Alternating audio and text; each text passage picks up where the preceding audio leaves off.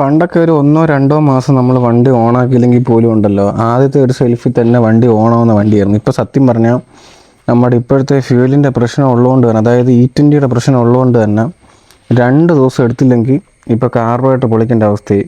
അത് ഞാൻ കുറേ നാൾ വണ്ടി എടുക്കാതിരുന്നതിൻ്റെ കൂടെ ഒരു പ്രശ്നമായിരിക്കും ചിലപ്പം.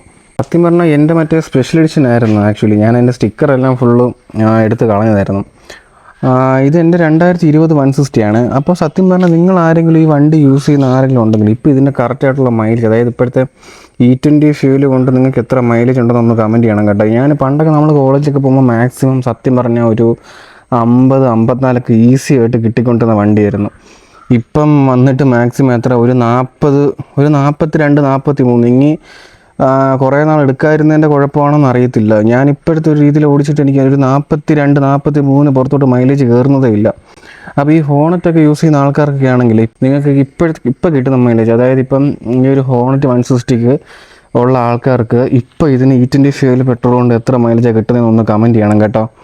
അപ്പം ഈ വണ്ടി യൂസ് ചെയ്യുന്ന ആൾക്കാരുണ്ടല്ലോ, ഈ ഹോണറ്റ് യൂസ് ചെയ്യുന്ന ആൾക്കാർ ഏതെങ്കിലും നല്ല ഫ്യൂവൽ അഡിക്റ്റീവ്സോ അങ്ങനെ എന്തെങ്കിലും ഉണ്ടെങ്കിൽ ഒന്ന് കമൻറ്റ് ചെയ്യണം കേട്ടോ. അതായത് ഏതാണ് കുറച്ചുകൂടി ബെറ്റർ എന്നുള്ള കാര്യം നോക്കാനായിട്ട്. ഞാൻ ഇടയ്ക്ക് വിചാരിച്ച് ഈ വണ്ടി സെയിൽ ചെയ്തായിരുന്നു, പക്ഷേ ആരും നല്ല വലിയ വിലയൊന്നും പറയണമെന്നില്ല.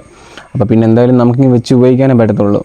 ഈ ഒരു പ്രശ്നത്തിൻ്റെ മെയിൻ ഒരു നമുക്കിങ്ങനെ വരാതിരിക്കാനുള്ള കാര്യം നോക്കുകയാണെന്നുണ്ടെങ്കിൽ വണ്ടി ഡെയിലി ഓടുക, അത്രയേ ഉള്ളൂ സത്യം പറഞ്ഞാൽ. അതായത് നമ്മൾ വണ്ടി ഡെയിലി ഉപയോഗിച്ച് കഴിഞ്ഞാൽ ഒരു ഡെയിലി ഒരു 1-2 കിലോമീറ്റർ വണ്ടി നമ്മൾ ഓടിക്കഴിഞ്ഞാൽ വലിയ പ്രശ്നമൊന്നും വരാതെ പൊക്കോളും.